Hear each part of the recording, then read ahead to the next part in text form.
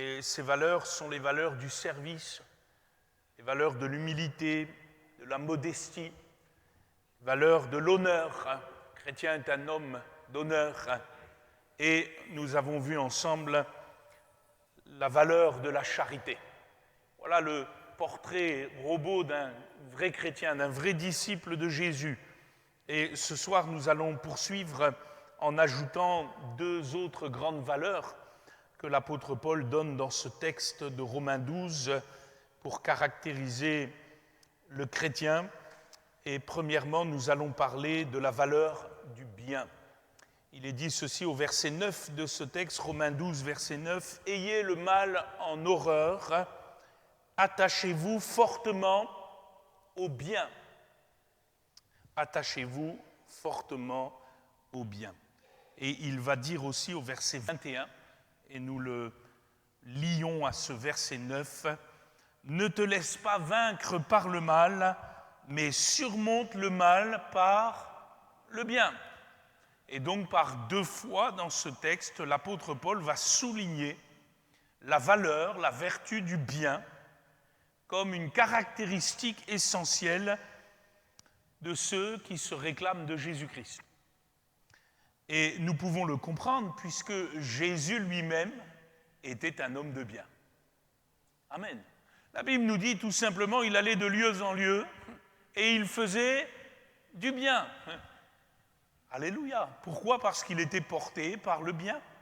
Il était porté par cette valeur de Dieu, parce que notre Dieu est un Dieu bon. Alléluia. Il n'y a aucun mal en Dieu.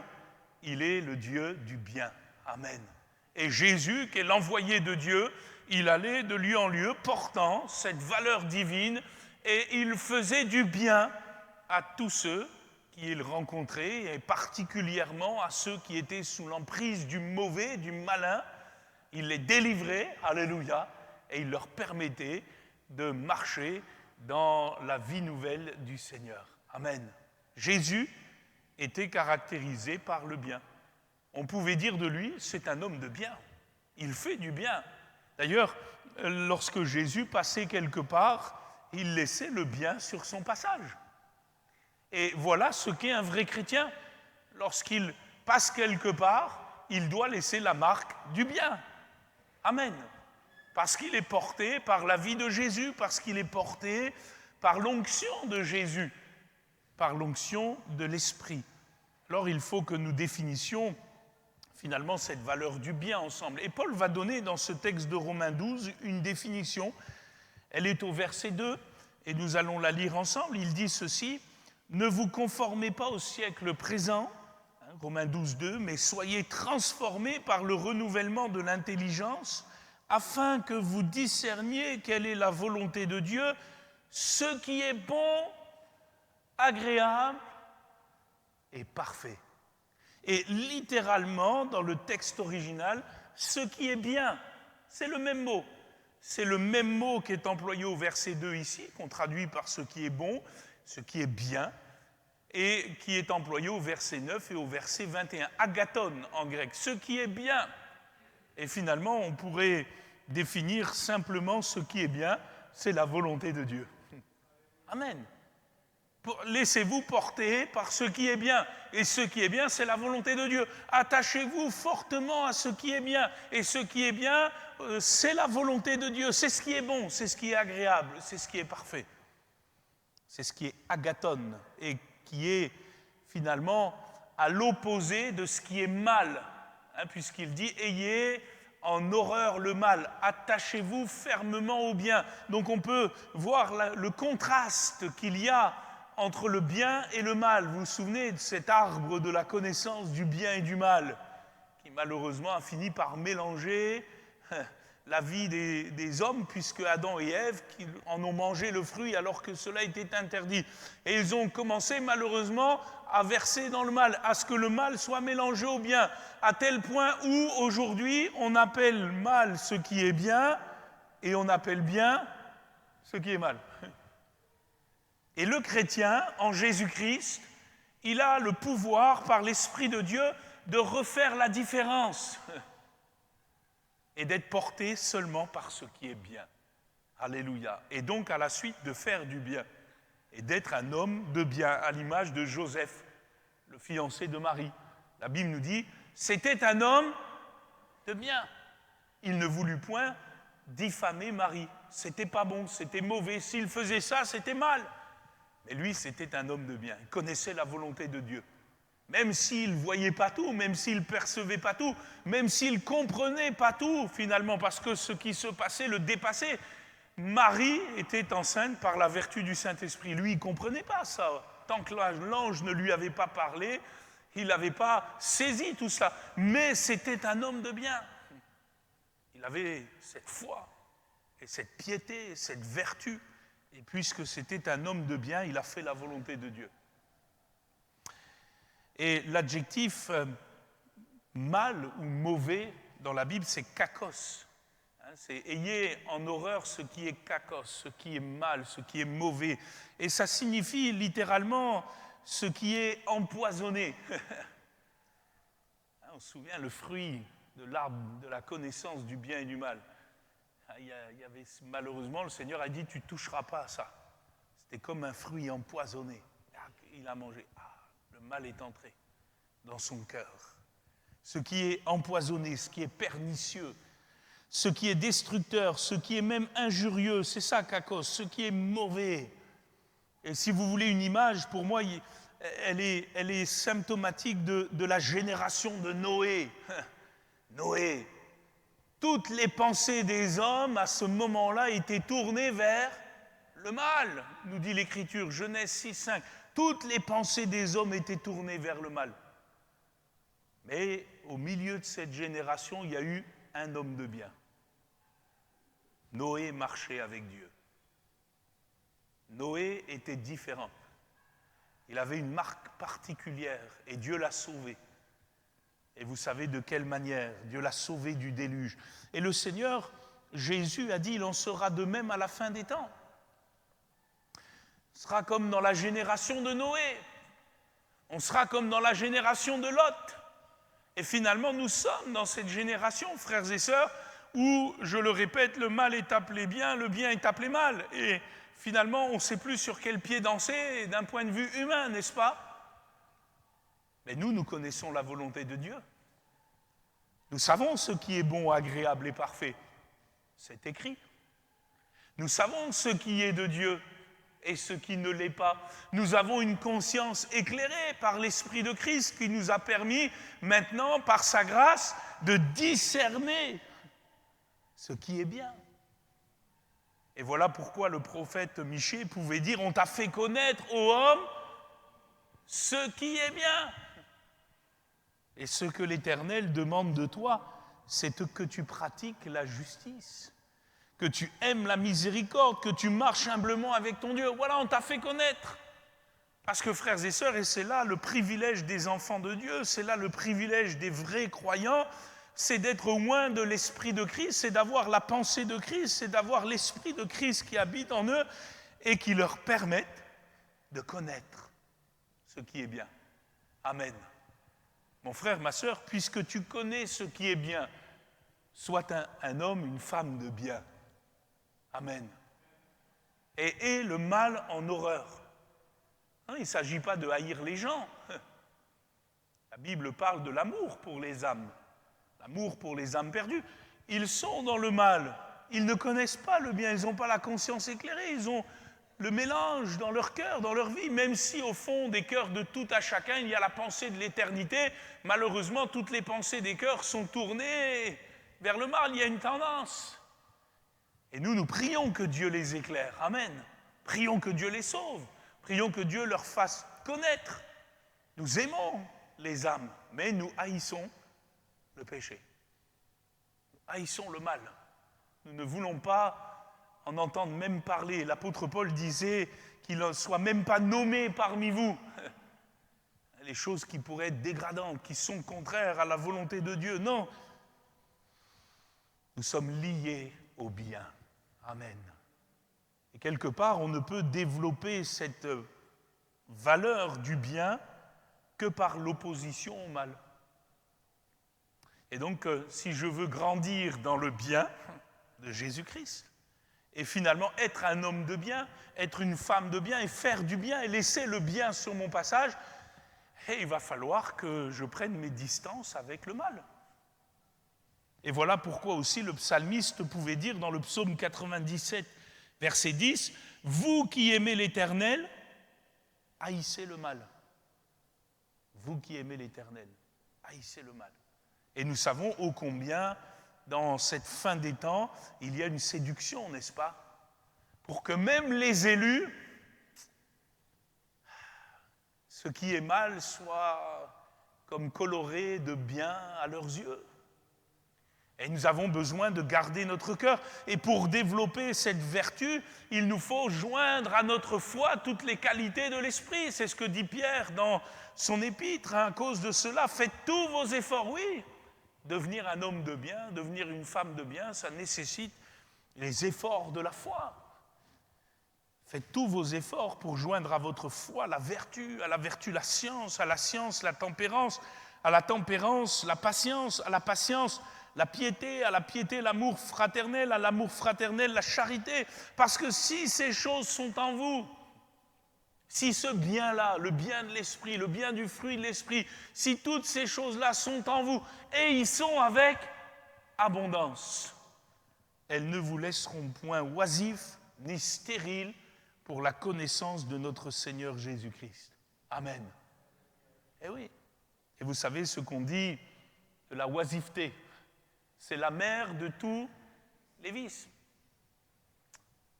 Parce que le mal est attaché là, au cœur tortueux de l'homme. Mais le chrétien authentique, le disciple de Jésus, celui qui ne se borne pas à avoir une étiquette seulement de chrétien, mais qui a livré son cœur au Seigneur, qui s'est consacré au Seigneur, qui marche avec le Seigneur, il fait tous ses efforts pour être un homme, une femme de bien. Amen. Et il est vrai que dans ce monde d'aujourd'hui, ce n'est pas si simple que cela. Mais par la foi, nous pouvons être des Noé. Amen. Peut-être tous ceux qui t'environnent sont plongés dans le mal. Et ça pourrait te tourmenter. Mais tu es appelé à être un Noé. C'est par la foi que Noé, divinement averti des choses qu'on ne voyait pas encore, et saisi d'une pieuse crainte, une crainte respectueuse, s'est mis à construire son arche selon ce que le Seigneur lui avait donné. Et il n'a pas hésité à être le prédicateur de la justice, le prédicateur du bien. Ça n'a pas été simple. Il n'a pas été forcément écouté. Il n'a pas forcément été compris. Il n'a pas forcément été accueilli. Mais il a été le prédicateur de la justice. Il s'est attaché fermement au bien. Vous avez vu ce que l'apôtre Paul emploie comme verbe « attachez-vous fermement au bien ». C'est un verbe de navigation dans la Bible. Vous savez, on attache le bateau pour pas qu'il s'en aille. On l'attache fermement. Et dans cette fin des temps, frères et sœurs, il nous faut être attachés au bien. Alléluia. Il ne faut pas seulement le connaître. Il ne faut pas seulement le vivre en grosso modo, en son ensemble. Non, il faut être attaché au bien. Attaché fermement au bien. Parce que c'est la caractéristique de l'homme et de la femme de Dieu. Jésus était un homme de bien. Amen.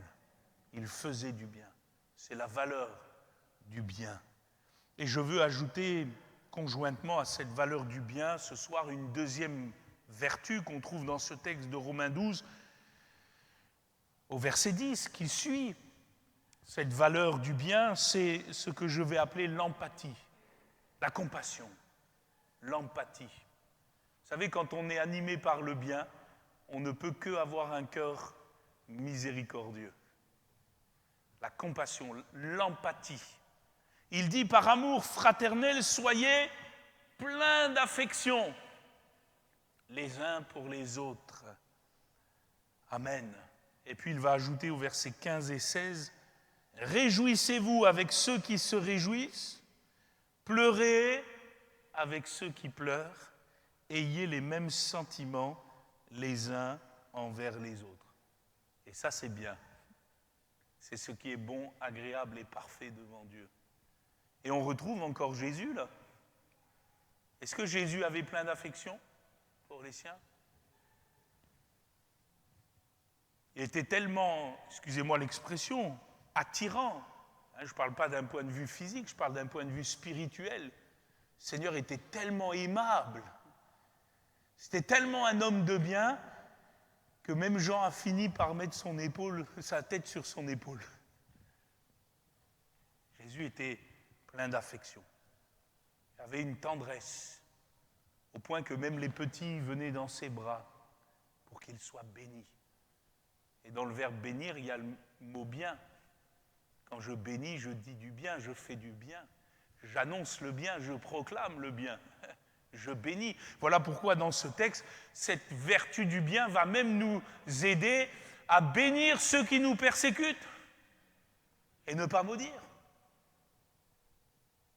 Et d'être aussi plein d'affection les uns pour les autres, surtout les frères et les sœurs dans la foi. Amen. Pourquoi? Parce que Dieu nous voit comme une seule et même famille. Il nous voit comme ses enfants. Nous sommes frères et sœurs en Christ. Amen. Et ce n'est pas qu'un titre, c'est une réalité. Frères et sœurs. Et quel privilège d'avoir autant de frères et sœurs sur la terre, n'est-ce pas? On est la plus grande famille. Hein? S'il y avait un État qui devait nous donner des prestations sociales, on serait riche, hein? Avec tous les enfants qu'on est. Et nous ne sommes pas liés à ces choses-là. Hein? Nous, notre richesse, elle est dans les cieux. Alléluia, c'est Christ, notre richesse. Mais néanmoins, quelle richesse d'avoir des frères et des sœurs. Amen. De tout horizon. Alléluia. Et puis de tout parcours, mais rachetés par le précieux sang de Jésus, lavés, sanctifiés. Alléluia, issus d'un même Père. Et on peut se faire du bien les uns les autres.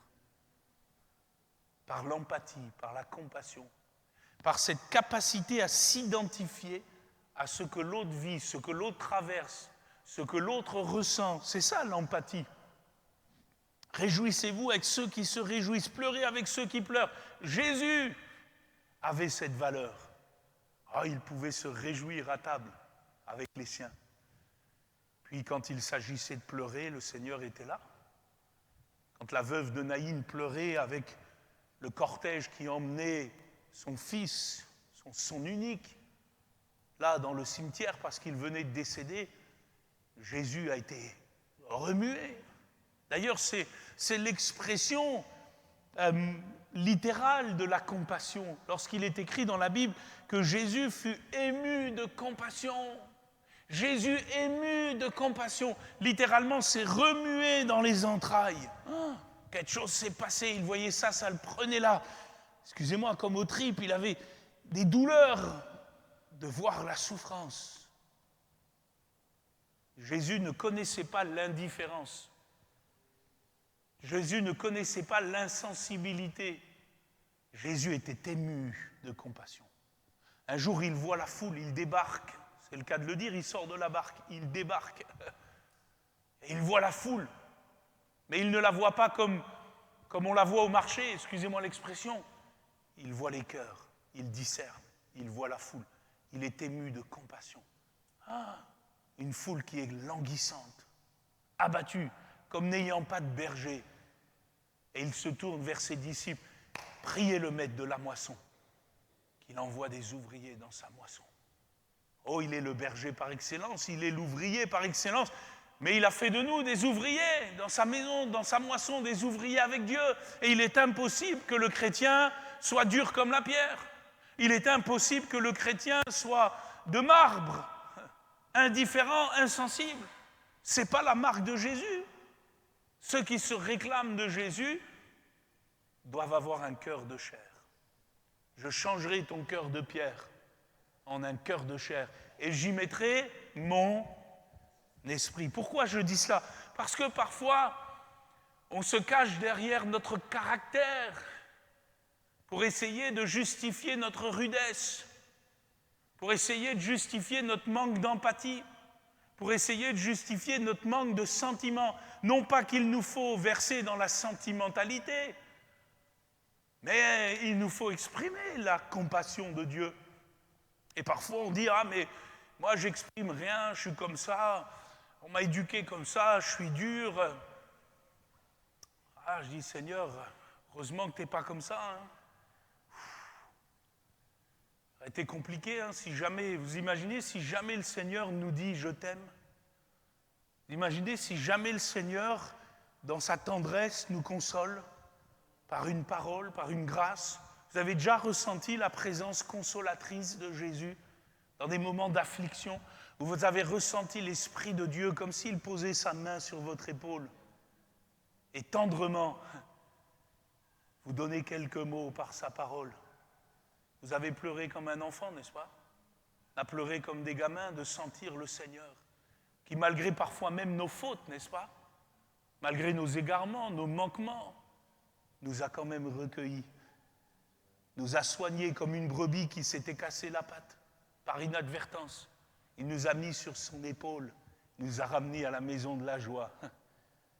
Oh, quel Dieu formidable, n'est-ce pas?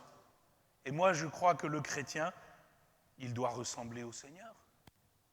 Mon frère, ma sœur, dans ton foyer, d'avoir de l'empathie, de la compassion, de la miséricorde, mais aussi d'avoir des sentiments, d'être remué aux entrailles, de savoir te réjouir, de savoir aussi pleurer, de savoir exprimer les choses de Dieu et de ne pas se retrancher derrière un soi-disant caractère qui ferait défaut finalement, parce que le but du Seigneur, c'est qu'on soit semblable à lui et d'exprimer ces choses par la grâce de Dieu. Je l'ai dit comme ça dans mes notes, excusez-moi peut-être l'image triviale, mais il est impossible qu'un chrétien digne de ce nom soit aussi imperméable qu'une bâche. Parfois on a l'impression que il n'y a rien qui transperce.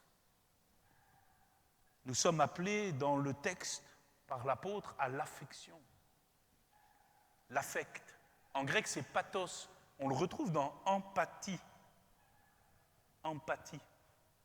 Pathos, c'est ce qui concerne notre affect, nos sentiments. Il faut que ça soit exprimé. C'est ce que dira l'apôtre Pierre aussi, hein, Pierre chapitre 1er, verset 22, il dira « Ayant purifié vos âmes en obéissant à la vérité pour avoir un amour fraternel sincère. » 1 Pierre 1, 22, c'est important ce qu'il dit. Ayant purifié vos âmes en obéissant à la vérité pour avoir un amour fraternel sincère. Ce qui signifie qu'avant, on ne l'avait pas.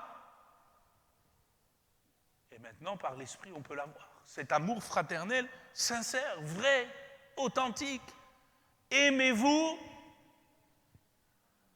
Allez-y, lisez-le fort avec moi, s'il vous plaît. Aimez-vous ardemment. Dans l'adverbe ardemment, il y a le mot ardeur. C'est fort. Pas un petit amour. Aimez-vous ardemment. De l'amour de Dieu. De l'amour qui est plein d'affection. Amen. Alléluia. Alors oui, ça va passer par nos gestes, ça va passer par nos paroles, ça va passer par nos encouragements, ça va passer par tellement de choses. Et on va commencer à apprendre à aimer comme Dieu aime, à consoler comme Dieu console, à vivre les sentiments qui étaient en Christ. La veuve de Naïn, je reprends ce récit, Jésus ne lui a pas simplement dit « Allez, ça va aller, hein, t'inquiète pas ». Non, sa compassion était telle qu'il a fallu qu'il fasse quelque chose. Et comme il est le Dieu de la vie, il a ressuscité le mort. Et il l'a redonné à sa mère. L'amour, la compassion. Alléluia. Le psalmiste le vivait, il disait dans le psaume 16, verset 3, « Les saints qui sont dans le pays, les hommes pieux sont l'objet de toute mon affection. » Est-ce que vous aimez l'Église? Je ne parle pas de la salle. Hein. Est-ce que vous aimez l'Église? Est-ce que vous aimez les pierres vivantes qui composent l'Église? Est-ce que les saints qui sont dans le pays sont l'objet de toute votre affection? C'est l'amour de Dieu, ça. L'amour pour les frères, pour les sœurs, l'amour pour les plus petits. Et c'est normal finalement que l'amour de Dieu soit affectueux, Parce que la Bible nous dit que lorsque Jésus a été baptisé, le ciel s'est ouvert et la voix du Père a résonné. Et le Père a dit, « Celui-ci est mon Fils bien-aimé en qui j'ai mis toute mon... » Ah, Dieu a de l'affection? Ouais. Et il a mis toute son affection en Christ. Oui, Dieu est un Dieu d'affection. Il peut s'émouvoir comme une tendre mère avec son petit. Il peut aussi s'émouvoir comme un homme en peine. Par le prophète Jérémie, le Seigneur disait, « Ah, si je pouvais avoir de l'eau dans mes yeux, je pleurerais. » Il était en peine de voir son peuple le trahir, de voir son peuple courir après les idoles. Il était ému, ça le remuait. Les frères et sœurs, nous sommes appelés à cette vertu. Nous sommes appelés à être plus que des gens sympathiques. Dans le mot sympathique, il y a le mot pathos. Sympathique. Il y a des gens, ils sont pathétiques. Il y a des gens, ils sont sympathiques. Vous êtes sympathiques. Mais vous êtes quand même appelés à être plus que des gens sympathiques. Vous êtes des gens qui devaient avoir de l'empathie, c'est-à-dire de la compassion réelle, de savoir se réjouir avec celui qui se réjouit, de pleurer avec celui qui pleure. C'est Jésus face au tombeau de Lazare aussi. Le plus court verset de la Bible, Jean 11, 35. Jésus pleura. Oh, comment ça, Jésus pleura? Oui, c'était son ami. Pourtant, il savait que quelques minutes plus tard, il allait le ressusciter. Mais il est pleinement homme, pleinement Dieu, et il possède dans la plénitude et la perfection ces attributs-là. Et il pleure. Moi, je bénis le Seigneur pour ce petit verset. Nous n'avons pas un Dieu de pierre. Nous avons un Seigneur qui a un cœur en or. Alléluia. Et il s'émeut. Et parce qu'il s'émeut, parce qu'il est touché, parce qu'il est remué, le Seigneur, encore une fois, il fait quelque chose. Et vous voyez, on ne peut pas agir dans la foi, on ne peut pas réagir dans la foi, on ne peut pas même, je dirais, prier dans la foi si on n'est pas touché, si ça ne nous touche pas, si on est indifférent, si on est insensible. Et Jésus va le montrer, cela, par cette parabole du bon Samaritain. Vous vous souvenez de cette parabole? On peut la lire ensemble, elle est dans Luc 10, verset 30. Il va dire ceci. Un homme descendait de Jérusalem à Jéricho. Il tomba au milieu des brigands qui le dépouillèrent, le chargèrent de coups, s'en allèrent, le laissant à demi-mort. Ah, quelle situation! Alors oui, on pourrait dire toutes sortes de choses sur cet homme. Oh, il est imprudent. Il n'aurait jamais dû descendre tout seul. Il n'aurait jamais dû quitter Jérusalem. Il aurait dû être accompagné. Il aurait dû faire autrement. Vous savez, les yakas, faucons, il aurait dû, on en entend tout le temps. Hein. Puis ça n'amène rien, ça ne change rien, ça ne fait rien, ça ne fait pas évoluer les choses. Voilà, il y a une situation, elle est ce qu'elle est, il est tombé au milieu des brigands et il a été roué de coups et il est à demi-mort. L'expression, elle est forte, il est à l'extrémité, il va mourir. Si rien n'est fait, il va mourir sur le carreau. Et la Bible dit, hein, Jésus dit à ce docteur de la loi qu'il raconte cette parabole, un sacrificateur. Ah ben lui, il va s'arrêter, obligé, sacrificateur. Qui passait par là, par hasard en plus. Je pense que c'est ironique hein, dans les paroles de Jésus. Ayant vu cet homme, passa outre. Et c'est le cas de le dire, ben on est outré. Celui-là même qui aurait dû s'arrêter, passe outre. Et il en est de même du Lévite. Un Lévite qui arriva aussi dans ce lieu, l'ayant vu, passa outre. Et on se dit, mais si eux ne s'arrêtent pas, qui va s'arrêter? Et Jésus, excusez-moi l'expression, mais il lance là une bombe, hein, parce qu'il dit un Samaritain. Le docteur de la loi qui est en train d'écouter cette parabole, lui, il est juif. Et vous savez que les juifs et les pharisiens, à l'époque, c'était chien et chat. Et Jésus dit un Samaritain. Comment ça, un Samaritain? Attends, quand même. Pas lui, si, un Samaritain qui voyageait, étant venu là, fut ému de compassion. remué dans les entrailles lorsqu'il le vit.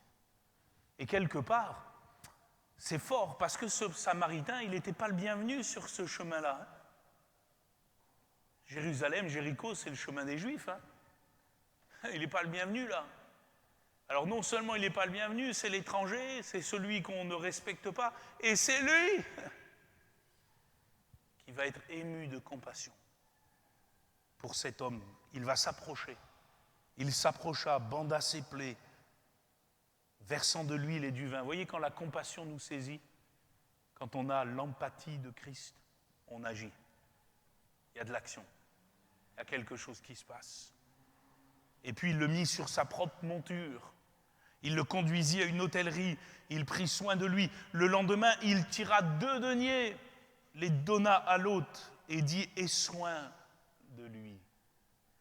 Et ce que tu dépenseras de plus, je te le rendrai à mon retour. » Waouh, jusqu'où elle va la compassion? Non seulement il prend soin de lui, mais en plus de ça, alors que lui doit repartir parce qu'il a des affaires et il ne peut pas faire autrement, mais il va quand même s'enquérir de la suite. Le suivi est là. Je te le rendrai à mon retour. Et Jésus va poser alors la question à ce docteur de la loi avec qui il converse, et quelque part c'est la question qu'il nous pose à tous. Lequel de ces 3 te semble avoir été le prochain de celui qui était tombé au milieu des brigands? Ah, c'est celui qui a exercé la miséricorde envers lui, répondit le docteur de la loi. Et Jésus lui dit, va, et toi, fais de même. Et voyez, tout tourne autour d'une seule chose dans ce texte, le regard. Les 3 l'ont vu. Si vous regardez le texte, à chaque fois, les 3 l'ont vu. Le sacrificateur, l'ayant vu, passa outre. Sa vision ne lui a pas permis d'avoir de compassion. Pourquoi? Parce qu'il avait mauvais œil, parce qu'il avait un regard d'indifférence, parce qu'il avait un regard de mépris, de dédain. Que vous le vouliez ou non, il a eu un mauvais regard. Il a eu un regard d'homme, un regard charnel, tout sacrificateur qu'il était. Le Lévite, idem. Mais le Samaritain, lui, il a eu bon œil. Il l'ayant vu. Il l'a vu avec le regard de Dieu. Il a eu le même regard que Jésus quand il a vu la foule. Quand il est sorti de la barque, il est écrit « Ayant vu la foule ». Il fut ému de compassion. Et je comprends alors que tout va se jouer dans ma vision concernant la compassion, concernant l'affection, concernant l'empathie. Tout va se jouer dans mon œil. Et Jésus disait, si ton œil est en mauvais état, tout ton corps sera dans les ténèbres.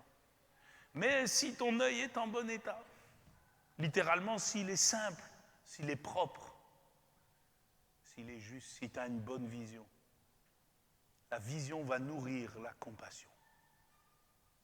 Et vous comprenez pourquoi nous avons besoin souvent d'aller mettre du collyre dans nos yeux.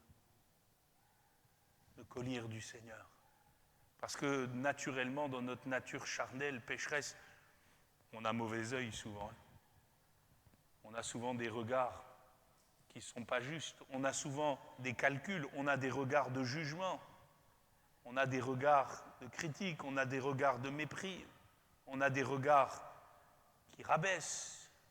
Littéralement, il est écrit, le sacrificateur, l'ayant vu, il passa outre. Littéralement, il changea de direction.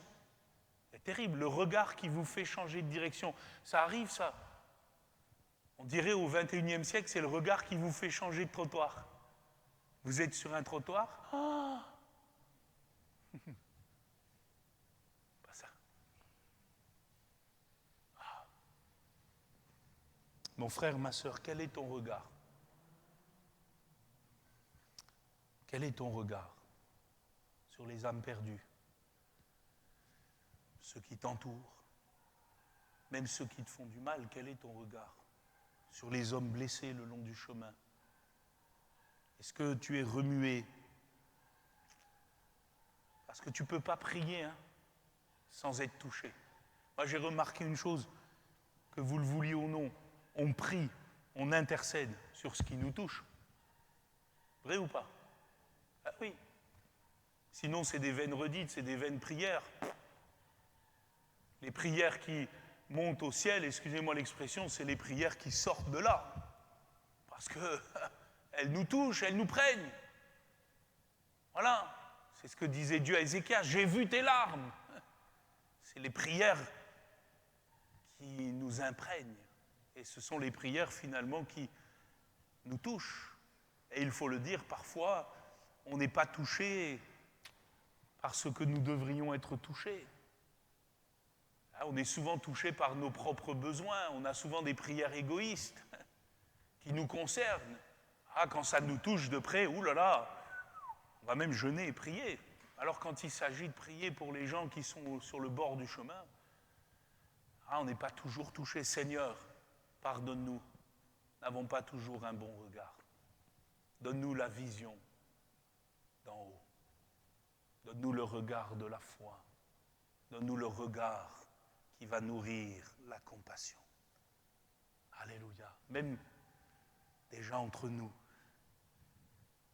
parfois, le regard, pour s'intéresser, pour comprendre, pour s'approcher, pour avoir des relations plus saines, plus vivantes, plus vibrantes. Je termine, quelqu'un dit ceci, l'empathie est une vertu publique, tandis que l'indifférence est un vice caché. Et j'aime beaucoup cette réflexion parce que, voyez, Jésus, il se faisait remarquer publiquement par sa compassion. Voyez comme il l'aimait. Jésus pleura. Voyez comme il l'aimait. Il s'est fait remarquer. L'empathie, c'est une vertu publique. Par contre, l'indifférence, vous savez, vous pouvez la cacher derrière des kilos de religiosité. C'était les pharisiens et les scribes. Ils étaient complètement indifférents. Mais ils avaient caché ça par toutes sortes de religiosité. Et au fond, c'était un vice caché. Vous vous souvenez de cette pauvre femme qui vient chez Simon le pharisien pour pleurer sur ses péchés parce que Jésus est là dans cette maison, elle le sait, et elle a besoin du pardon. C'est une pauvre femme, c'est une femme pécheresse. Oui, c'est une femme de mauvaise vie, mais elle vient chercher auprès de Jésus. Et lui, il est là, derrière toute sa religion, puis il méprise cette femme. Il a un regard de tueur. Je pense qu'il aurait dû faire tueur à gage. S'il savait de quelle espèce est cette femme. Mais il cachait derrière bien de la religion. Mais vous savez, Jésus, il voit les cœurs. Il va lui dire, Simon, celui à qui on pardonne peu, aime peu. Et en lui racontant toute une histoire, pour lui dire, Simon, ton cœur, il est animé de bien d'indifférence. Tu ne connais pas l'amour de Dieu. Et il faut que tu connaisses l'amour du Seigneur. Il y a un verset dans la Bible, et qui, je le donne dans une autre traduction, qui dit ceci, « Celui qui méprise son prochain pêche, mais celui qui a compassion sera bienheureux. » Amen. Frères et sœurs, ne nous lassons pas de faire le bien, car nous moissonnerons au temps convenable si nous ne nous relâchons pas. Ainsi, dit Paul aux Galates, pendant que nous en avons l'occasion, pratiquons le bien envers tous, surtout envers les frères en la foi. Amen. Soyons pas que des gens sympathiques, ayons l'empathie de Jésus. Merci Seigneur pour ta parole, merci pour ces moments de grâce autour des Saintes Écritures. Merci Seigneur de nous accorder toute ta bénédiction, alors que nous poursuivons, Seigneur, notre route avec toi, notre chemin.